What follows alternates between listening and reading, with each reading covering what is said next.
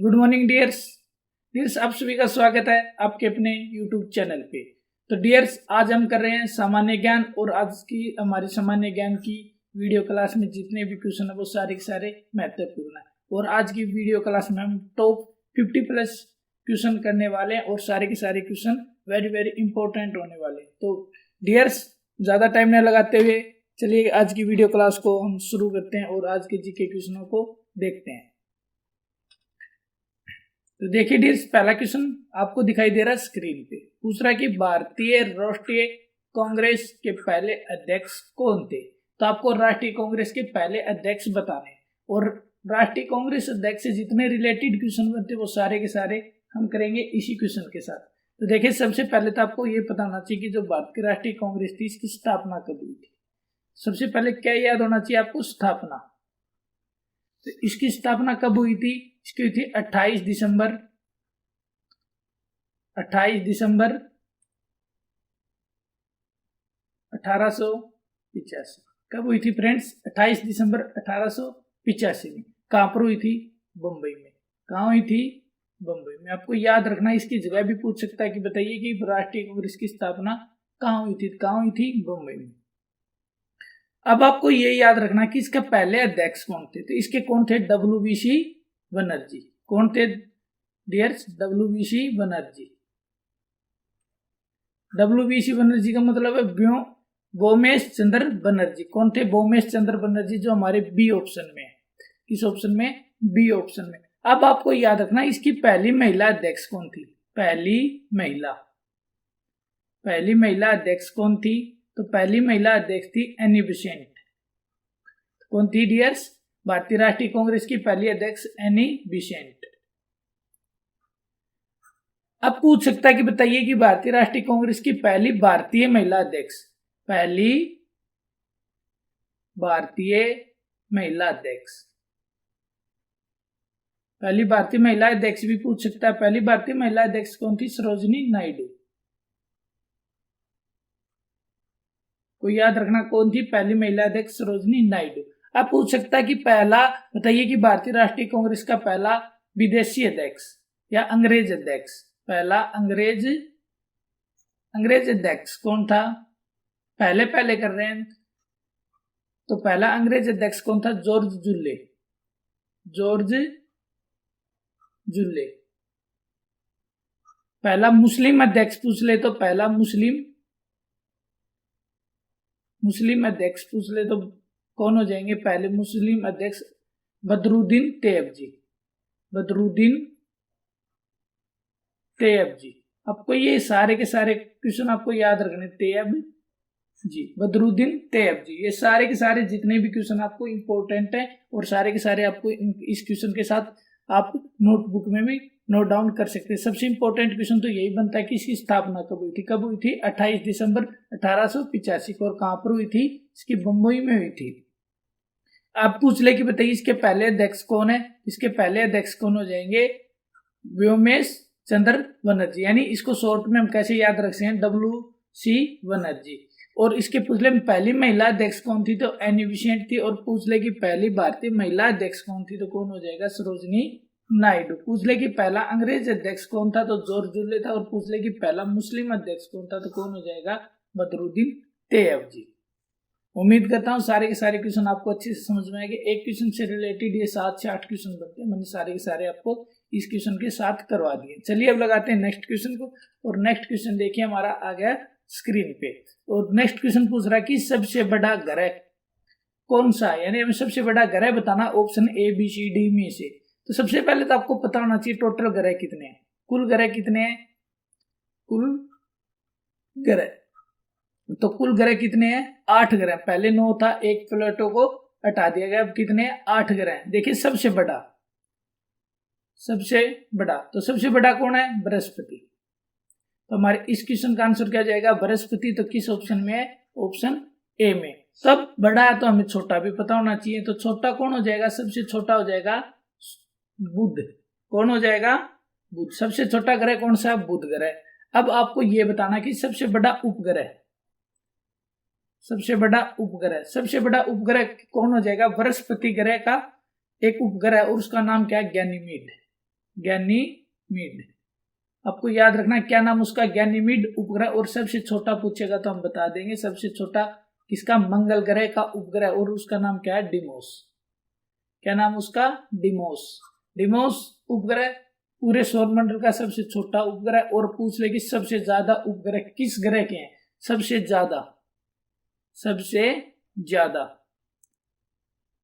ज्यादा उपग्रह किस ग्रह के हैं, तो आपको याद रखना शनि ग्रह के। इसके हो जाएंगे शनि ग्रह के। और पूछ ले कि बताइए, क्वेश्चन बार बार पूछा जाता है मंगल ग्रह के कितने उपग्रह, तो मंगल ग्रह के कितने हैं, सिर्फ 2 हैं, फोबोस और डिमोस। याद रखना कौन कौन से हैं, फोबोस और डिमोस। आगे वीडियो आएगी, उसमें हम सौरमंडल के कंप्लीट जितने भी क्वेश्चन पूछे जाते हैं वो सारे के सारे क्वेश्चन करेंगे। तो चलिए नेक्स्ट क्वेश्चन लगाते हैं हमारा। तो देखिए नेक्स्ट क्वेश्चन हमारा स्क्रीन पे आ गया, और नेक्स्ट क्वेश्चन में पूछ रहा कि राष्ट्रपति के कार्यकाल के रिक्त पद को कितने दिन के भीतर भरा जाना चाहिए। देखिए ये क्वेश्चन ऐसे कह रहा है कि जब राष्ट्रपति का पद खाली हो जाता तो उसको कितने समय के अंदर वो भरा जाना चाहिए। तो देखिए वो कितने समय के अंदर भरा जाना चाहिए, तो वो देखिए ऑप्शन ए में है 3 महीने, ऑप्शन बी में 6 महीने, और ऑप्शन सी में 12 महीने, और ऑप्शन डी में 1 महीना। तो आपको पता है, अगर आपने पॉलिटिकल साइंस को पढ़ा है यानी राजनीतिक विज्ञान को पढ़ा, तो उसमें राष्ट्रपति का जब कोई पद खाली हो जाता है तो वो कितने समय के अंदर भरना अनिवार्य है, हमारे संविधान में लिखा है, यानी 6 महीने के अंदर एक राष्ट्रपति चुन लिया जाएगा। जिस दिन उसकी डेथ हुई थी उसके 6 महीने के अंदर अंदर एक नया राष्ट्रपति चुन लिया जाता है। तो देखिए इससे रिलेटेड क्वेश्चन बताता हूं आपको। सबसे पहले तो आपको याद रखना पहला राष्ट्रपति, भारत का पहला राष्ट्रपति। तो पहला राष्ट्रपति, आई होप कि आपको अच्छे से पता है कि भारत का पहला राष्ट्रपति कौन था, डॉक्टर राजेंद्र प्रसाद। और डॉक्टर राजेंद्र प्रसाद से आपको याद रखना ये संविधान सभा के स्थायी अध्यक्ष भी थे। कौन थे ये, संविधान सभा के स्थायी अध्यक्ष थे। तो पहला राष्ट्रपति कौन हो जाएगा, डॉक्टर राजेंद्र प्रसाद। तो अब भारत की पहली महिला राष्ट्रपति आपको याद होना चाहिए कि पहली महिला राष्ट्रपति कौन थी। तो भारत की पहली महिला राष्ट्रपति कौन हो जाएगी, तो भारत की पहली महिला राष्ट्रपति श्रीमती प्रतिभा देवी सिंह पाटिल। श्रीमती प्रतिभा देवी सिंह पाटिल। आपको याद रखना भारत की पहली महिला राष्ट्रपति कौन थी, श्रीमती प्रतिभा देवी सिंह पाटिल। अब आगे क्वेश्चन आता है कि ये सीट खाली होती तो कैसे थी। जब किसी राष्ट्रपति की अचानक आकस्मिक मौत हो जाए या राष्ट्रपति अपना त्याग पत्र दे दे तो क्या जाता है, सीट खाली हो जाती है। तो उस सीट को भरने के लिए कम से कम हमें 6 महीने के अंदर एक नया राष्ट्रपति चुनना अनिवार्य है। अब देखिए भारत का पहला क्वेश्चन आता है, बताइए भारत का पहला राष्ट्रपति कौन था जो अपने कार्यकाल में मर गया था। तो आपको याद रखना पहला राष्ट्रपति तो कौन थे, जाकिर हुसैन थे। कौन थे जो कार्यकाल के अंदर मरे थे, वो कौन थे, जाकिर हुसैन। आपको याद रखना कौन थे, जाकिर हुसैन। जब जाकिर हुसैन हमारे देश के राष्ट्रपति थे, इनके पद पे रहते हुए क्या हो गई थी, मृत्यु थी, यानी इसकी सीट खाली हुई। जब सीट खाली हो जाती है राष्ट्रपति की तो क्या चुन लिया जाता है, कुछ समय के लिए कार्यवाहक राष्ट्रपति चुन लिया जाता है। तो आपको याद रखना पहला कार्यवाहक राष्ट्रपति।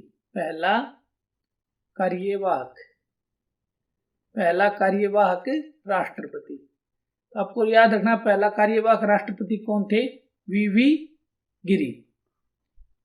और आपको वीवी गिरी से याद रखना पहला ये कार्यवाहक राष्ट्रपति भी था और पहला कार्यवाहक राष्ट्रपति पद से इस्तीफा देने वाला भी राष्ट्रपति कौन था, वीवी गिरी था। अब एक क्वेश्चन और हमारे आईक्यू लेवल के लिए बनता है कि हमारे नॉलेज में भी होना चाहिए कि ऐसा क्वेश्चन आप जब पढ़ते हो तो आपके दिमाग में भी आना चाहिए कि बताइए कि भारत में अब तक कुल कितने कार्यवाहक राष्ट्रपति बने,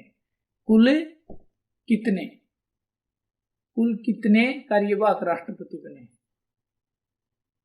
अब तक भारत में कुल कितने कार्यवाहक राष्ट्रपति बने हैं, 3 बने। कितने बने हैं, अभी तक 3 बने।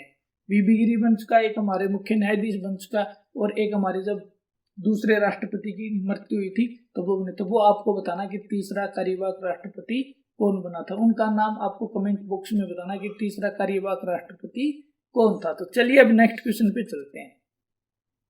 अब नेक्स्ट क्वेश्चन देखिए, आपको दिखाई दे रहा है भारतीय संविधान का संरक्षक कौन होता है। संरक्षक यानी संविधान की सुरक्षा करने वाला कौन है? तो संविधान की जो संरक्षक है वो कौन है? क्वेश्चन आता है सेम टू सेम ऐसे की बताइए भारतीय संविधान का संरक्षक कौन है? तो भारतीय संविधान का जो संरक्षक है वो हमारा सुप्रीम कोर्ट है। क्या? Supreme court. और सुप्रीम कोर्ट को हम क्या बोलते हैं? उच्चतम न्यायालय। क्या बोलते हैं? उच्चतम न्यायालय। याद रखना, उच्च न्यायालय नहीं, उच्चतम न्यायालय। और उच्चतम न्यायालय का संविधान में अनुच्छेद 123 में क्या दिया गया है? इसका वर्णन दिया गया है। 123 में आपको याद रखना किस अनुच्छेद में सुप्रीम कोर्ट का वर्णन दिया गया? अनुच्छेद 123 में। तो देखिए किस ऑप्शन में हमारा इसका कौन सा हमारा इसका राइट आंसर हो जाए? भारतीय संविधान का संरक्षक कौन है? तो भारत के राष्ट्रपति, भारत के मुख्य न्यायाधीश, भारत के प्रधानमंत्री, भारत के राज्यसभा के सभापति। तो संरक्षक कौन हो जाएंगे? भारत का सुप्रीम कोर्ट है भाई। कौन है? सुप्रीम कोर्ट, जो हमारे इन ऑप्शनों में नहीं है। तो कौन हो जाएगा इसका? Supreme court. कौन हो जाएगा? Supreme court. आपको याद रखना भारत का संरक्षक कौन है? सुप्रीम कोर्ट या उच्चतम न्यायालय। कौन हो जाएगा? उच्चतम न्यायालय। इसमें ऑप्शनों में नहीं है हमारा उच्चतम न्यायालय, तो इसका यानी राइट आंसर क्या है? उच्चतम न्यायालय। तो चलिए नेक्स्ट क्वेश्चन देखते हैं हमारा क्या है।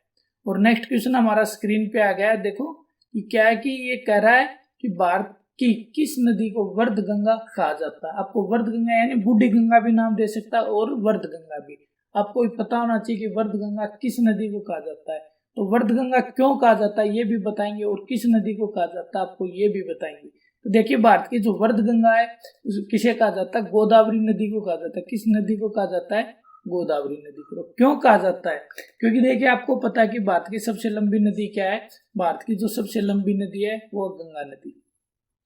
सबसे लंबी नदी कौन सी है? सबसे लंबी नदी कौन सी है? गंगा नदी।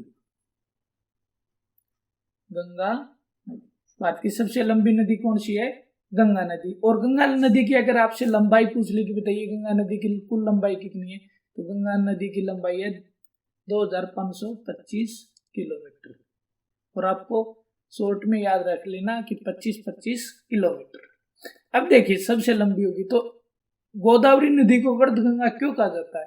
क्यों कहा जाता है गोदावरी नदी को? क्योंकि प्रायद्वीप भारत यानी प्रायद्वीप भारत की सबसे लंबी नदी है। प्रायद्वीप भारत की सबसे लंबी नदी है,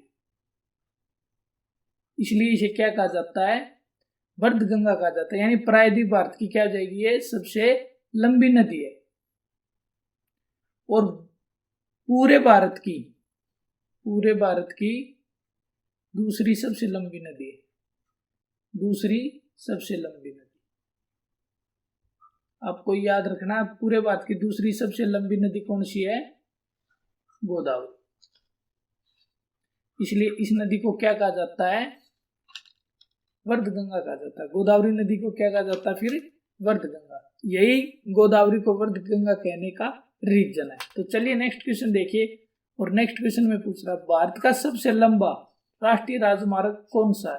तो आपको राष्ट्रीय राजमार्ग यानी NH, नेशनल हाईवे, आपको NH बताना सबसे लंबा कौन सा है। तो देखिए सबसे लंबा हमारे ऑप्शन में NH फर्स्ट, NH8 और NH44 और NH11। तो इसका राइट आंसर क्या हो जाएगा? भारत का सबसे लंबा राष्ट्रीय राजमार्ग क्या है? NH44। और आगे क्वेश्चन बनता है कि बताइए कि भारत के सबसे लंबे राष्ट्रीय राजमार्ग का पुराना नाम क्या है? तो इसका पुराना नाम क्या हो जाएगा? आपको याद होना चाहिए कि पुराना नाम। तो NH44 का पुराना नाम क्या हो जाएगा? NH7। क्या नाम हो जाएगा? NH7। अब आगे क्वेश्चन आता है भारत का जो सबसे लंबा राष्ट्रीय राजमार्ग है वो कहां से कहां तक है? तो वो है श्रीनगर से कन्याकुमारी तक। कहां से कहां तक है? आपको याद रखना, श्रीनगर से कन्याकुमारी। श्रीनगर से कन्याकुमारी तक। अब क्वेश्चन ये भी पूछ सकता है कि बताइए कि भारत का जो सबसे लंबा राष्ट्रीय राजमार्ग यानी NH है वो कितने राज्य और केंद्र शासित प्रदेशों से निकलता है? तो कुल कितने राज्य और केंद्र शासित प्रदेश से निकलता है? ये 12 से निकलता है। आपको याद रखना 12 राज्य और यूटी दोनों में से, यानी 12 राज्य भी आ जाती है, इसमें यूटी भी आ जाती है। 12 राज्य यानी राज्य और यूटी से ये गुजरता है। अब आगे आपको इसको ये लंबाई पता होना चाहिए, वेरी वेरी इंपॉर्टेंट बनता है हमारा क्वेश्चन की भारत के सबसे लंबे राष्ट्रीय राजमार्ग NH44 की कुल लंबाई कितनी है। तो यानी NH44 की लंबाई याद रखनी है, लंबाई तो इसकी लंबाई है 3745 किलोमीटर। कितना लंबाई है? 3745 किलोमीटर। अब तो ये तो हो गया हमारे लंबे से, अब आपको याद करना है सबसे छोटा भी, यानी सबसे छोटा NH कौन सा है, सबसे छोटा नेशनल हाईवे कौन सा, तो वो है NH47A। और ये कितनी दूर तक है, तो ये कुल 6 किलोमीटर की लंबाई है। कितनी इसकी? कुल 6 किलोमीटर। आपको याद रखना सबसे छोटा कौन सा है, NH47, और इसकी कुल लंबाई कितनी है? 16 किलोमीटर। और सबसे लंबा कौन सा है? 44, और 44 की कुल लंबाई कितनी है? तो 44 की कुल लंबाई कितनी है? 3745 किलोमीटर। और कितने राज्यों से गुजरता है ये? 12 राज्यों से। और कहां से कहां तक है? श्रीनगर से कन्याकुमारी। और इसका पुराना नाम क्या है? NH7। अब चलिए क्वेश्चन नंबर नेक्स्ट पे आते। अब देखिए नेक्स्ट, भारत के किस राज्य में लोनार झील है? लोनार झील बतानी है किस राज्य में लोनार झील है। देखिए ऑप्शन में मणिपुर दिया है, महाराष्ट्र दिया है, कर्नाटक दिया है और केरल दिया है। तो ये किस में है लोनार झील? लोनार झील किस में है? महाराष्ट्र में। किस में है? महाराष्ट्र में। एक झील और बताता हूँ जो आपको वेरी वेरी इंपॉर्टेंट है, क्वेश्चन में बार बार पूछी जाती है, चिल्का झील पूछी जाती है। चिल्का झील कहाँ है? चिल्का झील। और चिल्का झील आपको याद रखना कहाँ पर है? उड़ीसा में। कहाँ पर है चिल्का झील? उड़ीसा में। आपको चिल्का झील याद रखना, चिल्का झील कहाँ पर है? उड़ीसा में। तो चलिए नेक्स्ट क्वेश्चन करते हैं हम। अब नेक्स्ट क्वेश्चन हमारा आ गया, और नेक्स्ट क्वेश्चन देखिए क्या है। तो नेक्स्ट क्वेश्चन हमारा, राष्ट्रमंडल खेलों का आयोजन भारत में किस वर्ष किया गया था? तो राष्ट्रमंडल खेल है, इनको क्या बोलते हैं? Commonwealth game, CWG, Commonwealth game भी बोलते हैं, और हिंदी में क्या बोलते हैं? राष्ट्रमंडल खेल। और राष्ट्रमंडल खेल आपको ये भी बताना चाहिए कि इसमें कौन से देश भाग लेते हैं। इसमें राष्ट्रमंडल खेल में वही देश भाग लेते हैं जिन पर अंग्रेजों ने, यानी जिस पर ब्रिटेन ने क्या किया है? राज किया। आपको याद रखना है कौन ही भाग ले सकते हैं इनमें वही लोग, वही देश भाग ले सकते हैं जो अंग्रेजों के क्या रहे हो? गुलाम। तो अब इसने क्वेश्चन पूछा कि ये भारत में किस वर्ष के आयोजन हुआ था। तो जो कॉमनवेल्थ गेम है वो किस वर्ष आयोजन किया गया था? तो आपको याद रखना कॉमनवेल्थ का भारत में किस वर्ष आयोजन हुआ था? तो वो हुआ था 2010 में। कब हुआ था? 2010 में। और कब हुआ? कहाँ हुआ था? दिल्ली में, कॉमनवेल्थ का। अब तक कहाँ हुआ है? 2010 में। और कहाँ, कौन सी जगह पे हुआ था? दिल्ली में। अब देखिए कॉमनवेल्थ यानी CW, कॉमनवेल्थ गेम यानी राष्ट्रमंडल खेल के बारे में भी आपको पता होना चाहिए। इसकी शुरुआत कब हुई थी? 1930 में। कब हुई थी? 1930 में। और कहाँ पर हुई थी? कनाडा में। कहाँ हुई थी? कनाडा में। तो आपको याद रखना इसकी शुरुआत कब हुई थी? 1930 में। और कहाँ हुई थी? कनाडा में। अब देखिए एक क्वेश्चन एक घुमा फिरा के पूछा जाता है कि बताइए कि भारत ने अब तक कुल कितने कॉमनवेल्थ गेम यानी राष्ट्रमंडल खेलों में भाग नहीं लिया है? अब तक आपको याद रखना अब तक कुल कितने खेलों में भाग नहीं लिया है? तो 4 गेमों में भाग नहीं लिया। 4 बार ये आज जीत हुए हैं, उनमें अभी तक भारत ने भाग नहीं लिया। अब तक कितने बार नहीं लिया? 4 बार। 4 बार आपको याद रखना। अब देखिए 2022 में जो कॉमनवेल्थ गेम हुए थे वो कहाँ हुए थे? 2022 के कहाँ हुए थे? तो आपको याद रखना बर्मिंघम। कहाँ हुए थे? बर्मिंघम। और 2022 वाला कौन सा संस्करण था? 22वां संस्करण था। कौन सा संस्करण था? 22वां संस्करण था। और ये 2022 की बजाय, अब ये 2022 का तो आज का, सॉरी 2022 का हुआ है 22वां संस्करण। और अब 23वां संस्करण कहाँ होगा? 23वां संस्करण याद रखना। और 23वां संस्करण का कब होगा? 2026 में। 4 वर्ष के अंतराल पे ये कॉमनवेल्थ गेम यानी राष्ट्रमंडल खेल होते हैं। और 2026 में कहाँ होंगे? ये ऑस्ट्रेलिया में। कहाँ होंगे? ऑस्ट्रेलिया में। को याद रखना कहाँ पर होंगे? ये ऑस्ट्रेलिया में। तो इस क्वेश्चन का हमारा आंसर क्या जाएगा? किस वर्ष भारत में आयोजन हुआ था? तो ऑप्शन ए यानी वर्ष 2010 में। चलिए अब नेक्स्ट क्वेश्चन करते हैं। तो देखिए नेक्स्ट क्वेश्चन, नेक्स्ट क्वेश्चन में पूछ रहा है भारत का नेपोलियन किसे कहा जाता है। तो भारत का नेपोलियन किसे कहा जाता है, तो भारत का नेपोलियन कहा जाता है समुद्रगुप्त को। हमारा आंसर क्या जाएगा, ऑप्शन है बी, यानी समुद्रगुप्त को क्या कहा जाता है, भारत का नेपोलियन कहा जाता है। अब देखिए नेक्स्ट क्वेश्चन, किस देश से मौलिक कर्तव्यों को लिया गया है। तो आपको बताना मौलिक कर्तव्य, न कि मौलिक अधिकार। मौलिक अधिकार यूएसए यानी अमेरिका से लिए गए। तो आपको ये बताना मौलिक कर्तव्य किस देश से लिए गए हैं। तो आपको मौलिक कर्तव्य से क्वेश्चन बनते हैं 4 से 5, वो सारे के सारे मैं इस क्वेश्चन के साथ कराता हूँ। सबसे पहले तो हमें यही बताना चाहिए कि मौलिक कर्तव्य किस देश से लिए गए। तो मौलिक कर्तव्य लिए गए सोवियत संघ यानी रूस से। तो किससे हो जाएंगे, रूस से। अब देखिए मौलिक कर्तव्य, अब मौलिक कर्तव्य से इंपॉर्टेंट क्वेश्चन बनता है वो देखिए। सबसे पहले तो ये आता है कि मौलिक कर्तव्य भारत के किस भाग में है। तो किस भाग में, तो आपको याद रखना भाग 4A यानी 4A में क्या दिया है, मौलिक कर्तव्यों को रखा गया है।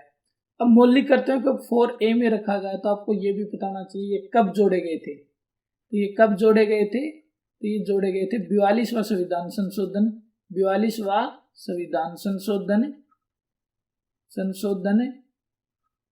1976 में, 42वां संविधान संशोधन 1976 द्वारा ये जोड़े गए थे। अब इससे आगे और इम्पोर्टेंट क्वेश्चन बनता है हमारा, इससे आगे इम्पोर्टेंट क्वेश्चन क्या बनता है कि बताइए किस समिति के आधार पर इनको जोड़ा गया था। तो समिति याद रखनी, किस समिति की सिफारिश या किस समिति के आधार पर इनको जोड़ा गया था। तो सरदार सवर्ण सिंह समिति, सरदार सवर्ण सिंह समिति, तो सरदार सवर्ण समिति के सिफारिश पे क्या किया गया था, इनको जोड़ा गया था। चलिए अब नेक्स्ट क्वेश्चन देखिए। नेक्स्ट क्वेश्चन आ गया हमारा और नेक्स्ट क्वेश्चन आपको दिखाई दे रहा है। तो देखिए नेक्स्ट क्वेश्चन में क्या पूछ रहा है हमसे, ये पूछ रहा है कि मसालों का बगीचा किस राज्य को कहा जाता है। तो मसालों का बगीचा बताना आपको। तो डियर से आपको क्या बताना, मसालों का बगीचा किस राज्य को कहा जाता है। तो मसालों का बगीचा किस राज्य को, तमिलनाडु को कहा जाता है, केरल को, गुजरात को या कर्नाटक को। तो किस राज्य को कहा जाता है, केरल को कहा जाता है, यानी ऑप्शन भी हमारा राइट आंसर है। अब देखिए मसालों से रिलेटेड और इम्पोर्टेंट क्वेश्चन बनता है वो क्या बनता है। सबसे पहले तो आपको पता चल गया कि मसालों का बगीचा किस राज्य को कहा जाता है, केरल को, जो हमारे बी ऑप्शन में। अब देखिए मसालों का शहर, मसालों का शहर, मसालों का शहर किसे कहा जाता है। आपको ये याद रखना है कि मसालों का शहर किसे कहा जाता है। तो मसालों का शहर कहा जाता है कोचीन को। किसको कहा जाता है, कोचीन को। मसालों का शहर किसे कहा जाता है, कोचीन को। और कोचीन से आपको याद रखना वेरी वेरी इंपॉर्टेंट, यानी अरब सागर की महारानी किसे कहा जाता है, यानी अरब सागर की महारानी, अरब सागर की महारानी किसे कहते हैं। तो ये किसे कहते हैं, कोचीन को कहते हैं। किसे कहते हैं, कोचीन को, अरब सागर की महारानी। अब देखिए मसालों का शहर हो गया हमारा, मसालों का बगीचा भी हो गया। तो अब आपको याद रखना मसालों की रानी किसे कहा जाता है, मसालों की रानी। तो मसालों की रानी किसे कहा जाता है, इलायची को कहा जाता है। कम से कम 50 से 60 वर्ग के क्वेश्चन पूछ लिए गए। मसालों की रानी किसे कहा जाता है, तो मसालों की रानी किसे कहा जाता है, इलायची को कहा जाता है। वेरी वेरी इंपॉर्टेंट, आपको याद रखना है। तो चलिए आगे करते हैं क्वेश्चन। आगे देखिए question, Firoz Shah Kotla cricket stadium कहाँ है। फिरोज शाह कोटला क्रिकेट स्टेडियम, तो ये क्रिकेट स्टेडियम बताइए कोलकाता में, नई दिल्ली में, मुंबई में या चेन्नई में। तो इसका राइट आंसर आई होप आपको पता है। तो इसका राइट आंसर क्या, ऑप्शन बी, यानी ये कहाँ पर है, नई दिल्ली। कहाँ पर है, नई दिल्ली में। आगे क्वेश्चन देखिए इससे क्या बनता है। इसका वर्तमान में नाम चेंज कर दिया गया फिरोज शाह कोटला क्रिकेट स्टेडियम को। तो इसका नाम क्या कर दिया वर्तमान में, तो इसका वर्तमान में जो नया नाम क्या है, तो वो अरुण जेटली स्टेडियम है। क्या नाम कर दिया है, नया नाम क्या कर दिया, Arun Jaitley cricket stadium. Cricket stadium क्या नाम हो गया, फिरोज शाह कोटला क्रिकेट स्टेडियम का नया नाम कर दिया अरुण जेटली क्रिकेट स्टेडियम। तो क्या कर दिया, अरुण जेटली क्रिकेट स्टेडियम। अब क्रिकेट स्टेडियम से एक क्वेश्चन और बनता है कि विश्व का सबसे बड़ा, यानी सभी देशों में सबसे बड़ा क्रिकेट स्टेडियम किस देश में, तो किस में, विश्व का सबसे बड़ा क्रिकेट स्टेडियम, याद रखना है, विश्व का सबसे बड़ा विश्व का सबसे बड़ा क्रिकेट स्टेडियम। विश्व का सबसे बड़ा क्रिकेट स्टेडियम किस देश में है? भारत में। और भारत किस राज्य में है? तो गुजरात में। और उसका नाम पूछ ले तो क्या नाम है? Motera cricket stadium. क्या नाम है उसका? Motera cricket stadium. वर्तमान में उसका क्या नाम कर दिया? Modi cricket stadium. आपको याद रखना भाई, ये सभी के सभी क्वेश्चन आपको सारे के सारे क्या रखने हैं? याद रखने हैं। जब भी आप जीके करते हो तो जीके से रिलेटेड जितने भी क्वेश्चन बनते हैं उन सभी को आप नोट करते रहे, तो जब भी आपकी जीके सबसे सुपर फास्ट होगी। अब देखिए क्वेश्चन आ गया नेक्स्ट, और नेक्स्ट क्वेश्चन में क्या कह रहा है? मोहम्मद गौरी ने जयचंद को किस युद्ध में पराजित किया था? तो मोहम्मद गौरी, अब जयचंद को इसने पराजित किया था, तो क्या उस युद्ध का क्या नाम था? कन्नौज का युद्ध, तराइन का प्रथम युद्ध, और तराइन का दूसरा युद्ध, और चंदावर का युद्ध। तो आई होप को इसका आपका पता है, तो ये कौन सा है? चंदावर का युद्ध। मोहम्मद गौरी और जयचंद के बीच लड़ा गया था और इसमें जयचंद हार गया था। तो ये कौन सा था? चंदावर का युद्ध। और ये कब था? 1194 में हुआ था भाई। कब हुआ था? 1194 में हुआ था चंदावर का युद्ध। और दो युद्ध और आते हैं मोहम्मद गौरी से, वेरी वेरी इंपॉर्टेंट आते हैं। एक होता है 1191 में, एक होता है 1192 में। कब होता है दूसरा? 1192 में। 1191 में जो युद्ध हुआ था मोहम्मद गौरी ने किया था, तो वो कौन सा था? तराइन की प्रथम युद्ध, तराइन की प्रथम लड़ाई, तराइन की फर्स्ट लड़ाई। और तराइन की जो फर्स्ट लड़ाई हुई थी वो किस किस के बीच हुई थी? गौरी और दूसरा कौन था? मोहम्मद गौरी और पृथ्वीराज चौहान। किन के बीच हुआ था? पृथ्वीराज चौहान। और इसमें कौन जीता था? पृथ्वीराज चौहान था, ये जीत गया था और गौरी हार गया था। आगे होता 1192 में, यानी 1192 में दूसरी लड़ाई होती है। और दूसरी लड़ाई का नाम क्या दे दिया? तराइन की दूसरी लड़ाई, तराइन की सेकंड लड़ाई। और तराइन की सेकंड लड़ाई भी किन के बीच होती है? गौरी और चौहान के बीच, गौरी और चौहान के बीच। और इसमें क्या होता है? चौहान, पृथ्वीराज चौहान ये हार जाता है और गौरी क्या हो जाता है? जीत जाता है। तो आपको ये इंपॉर्टेंट क्वेश्चन यही बनते हैं। गौरी की ये दो लड़ाइयां थी वेरी वेरी इंपॉर्टेंट, की बताइए कि तराइन की प्रथम लड़ाई कब हुई थी? तराइन की प्रथम लड़ाई में कौन विजय हुआ था? तराइन की दूसरी लड़ाई कब हुई थी? और दूसरी लड़ाई में कौन विजय हुआ था? अब देखिए नेक्स्ट क्वेश्चन। नेक्स्ट क्वेश्चन आ गया हमारा, भारतीय अंतरिक्ष अनुसंधान संगठन की स्थापना कब हुई? यानी इसरो की स्थापना। ये किसकी पूछ रहा है? इसरो की स्थापना पूछ रहा है। और इसरो की स्थापना कब हुई थी? इसरो की स्थापना हुई थी डियर्स 15 अगस्त 1969, यानी 15 अगस्त 1969 में हुई थी। और इसका मुख्यालय कहाँ है? यानी इसका ऑफिस कहाँ पे है? इसरो का ऑफिस कहाँ पे? आपको याद रखना है, इसरो का ऑफिस कहाँ है? बेंगलोर में। कहाँ पर है? बेंगलोर। कहाँ पर हो जाएगा? इसरो का हेड ऑफिस कहाँ है? बेंगलोर में। और इसकी स्थापना कब हुई थी? 15 अगस्त 1969 में। अब देखिए नेक्स्ट क्वेश्चन।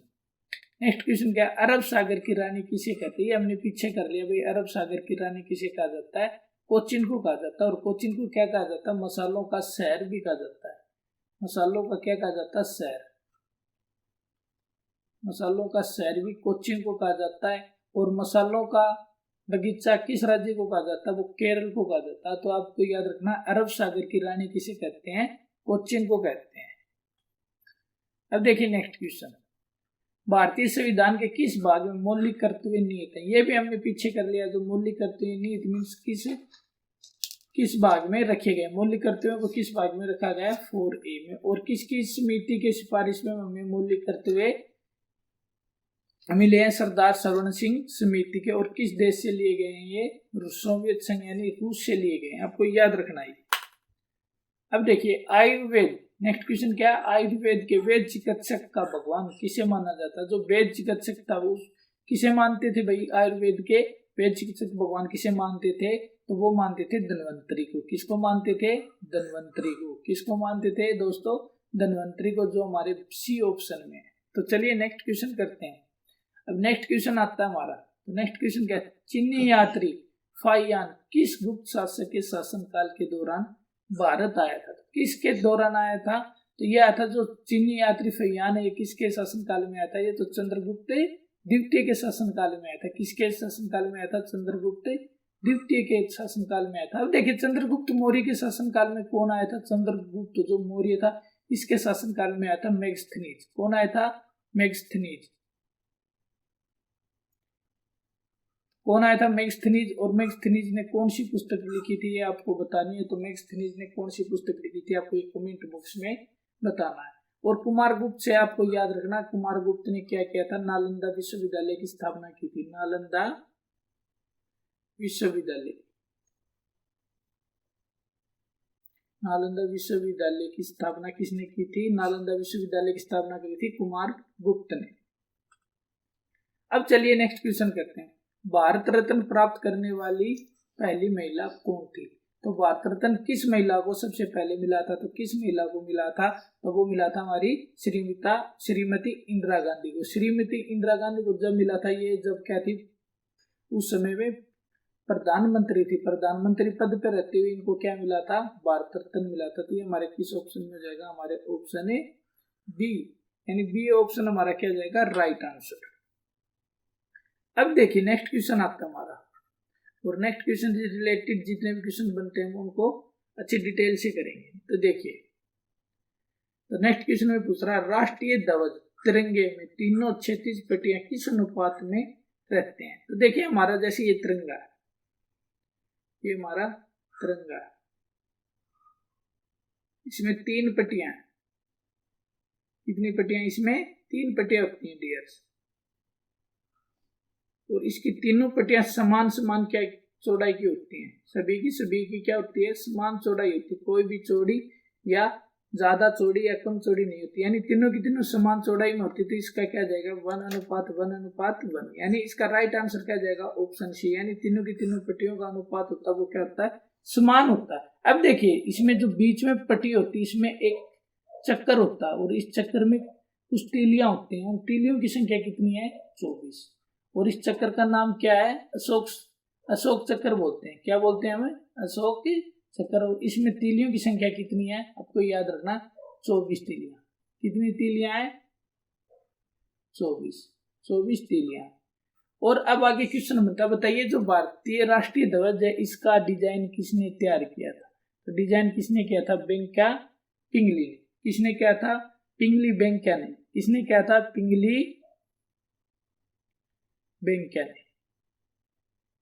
किसने किया था? तो डिजाइन तैयार किसने किया था? पिंगली बेंका ने। अब आता है इससे इंपॉर्टेंट क्वेश्चन ये आता है, तो बताइए राष्ट्रीय जो ध्वज है इसके बनाने में जब हम इसको बनाते हैं, और लंबाई और चौड़ाई का अनुपात क्या? लंबाई और चौड़ाई का अनुपात, लंबाई और चौड़ाई का अनुपात बताना। या ये क्वेश्चन घुमा के भी पूछा जाता है परीक्षा में। बताइए चौड़ाई और लंबाई का अनुपात या लंबाई और चौड़ाई का अनुपात। तो आपको याद रखना जब लंबाई आए तो लंबाई बड़ी होती है, चौड़ाई क्या होती है? छोटी होती है। लंबाई से चौड़ाई क्या होती है? छोटी। तो और इसका लंबाई चौड़ाई का अनुपात क्या जाएगा? 3:2। अगर पूछ ले चौड़ाई लंबाई का अनुपात तो क्या जाएगा? 2:3। अब नेक्स्ट क्वेश्चन क्या बनता है? बताइए कि जो बात की जो सभा थी, जो संविधान सभा थी, उसने राष्ट्रीय ध्वज यानी तिरंगे को कब अपनाया था? कब अपनाया था? तो इसका राइट आंसर क्या जाएगा? इसको कब अपनाया गया था? तो इसको अपनाया गया था 22 जुलाई 1947। कब अपनाया गया था? 22 जुलाई 1947 को। चलिए अब नेक्स्ट क्वेश्चन करते हैं। अब नेक्स्ट क्वेश्चन देखिए क्या है कि माचिस की तिल्ली पर किसका मसाला होता है? तो देखिए जैसे हमारी माचिस की तिल्ली होती है, ऐसे हमारी माचिस की तिल्ली होती है। तो अच्छी सी तिल्ली बनाते हैं, जैसे ये हमारी माचिस की तिल्ली है, और यहाँ पर देखो ऊपर ऐसे ऐसे होती है हमारी माचिस की तिल्ली। अब ये कह रहा है जो ऊपर ये जो मसाला लगा हुआ है, जो ऊपर ये मसाला लगा होता है जिसको हम माचिस से रगड़ने पर अग्नि पैदा होती है, तो ये पूछ रहा है इस ये क्या होता है? तो ये क्या होता है? आपको याद रखना ये फास्फोरस होता है। क्या होता है? फास्फोरस। तो इसका राइट आंसर क्या जाएगा? Option A. चलिए नेक्स्ट क्वेश्चन देखिए, और नेक्स्ट क्वेश्चन ये है आपके लिए। आपको इसका राइट आंसर कमेंट बॉक्स में बताना। ऑप्शन ए है, बी है, सी है या डी, और लास्ट का हमारा प्रश्न क्या है आपके लिए, ये स्वतंत्र भारत के प्रथम भारतीय गवर्नर जनरल कौन थे। अगर आपने इससे पहले वाली वीडियो देखी है जीके की तो उसमें ये क्वेश्चन करवाया गया है, और देखते हैं कितने इसका राइट आंसर हमारे कमेंट बॉक्स में देते हैं। स्वतंत्र भारत का हमें क्या बताना, स्वतंत्र भारत का प्रथम भारतीय गवर्नर जनरल, आपको बताना स्वतंत्र भारत का प्रथम गवर्नर जनरल कौन है।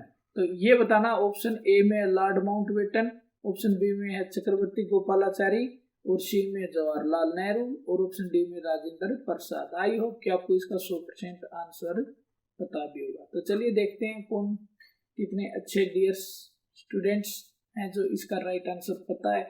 अगर नहीं पता तो नेक्स्ट वीडियो में हम इस क्वेश्चन का आंसर कराएंगे। तो आज के लिए दोस्तों इतना ही। आज के हमारे 50+ से भी ऊपर क्वेश्चन बने हैं हमारी वीडियो में। अगर वीडियो अच्छी लगी हो तो वीडियो को लाइक कर देना, और वीडियो को शेयर कर देना, कमेंट कर देना, और चैनल को सब्सक्राइब करके बेल आइकन को ऑल पे प्रेस कर लेना। जैसे हमारी नई वीडियो जीके मैथ से रिलेटेड आए तो सबसे पहले नोटिफिकेशन आपके पास पहुंच जाए और आपको सबसे पहले देखने का मौका मिले। तो आज के लिए इतना ही। अगली वीडियो में मिलते हैं अच्छे अच्छे क्वेश्चनों के साथ और एक अच्छे से टॉपिक के साथ। तो दोस्तों आज के लिए अलविदा। जय हिंद, जय भारत।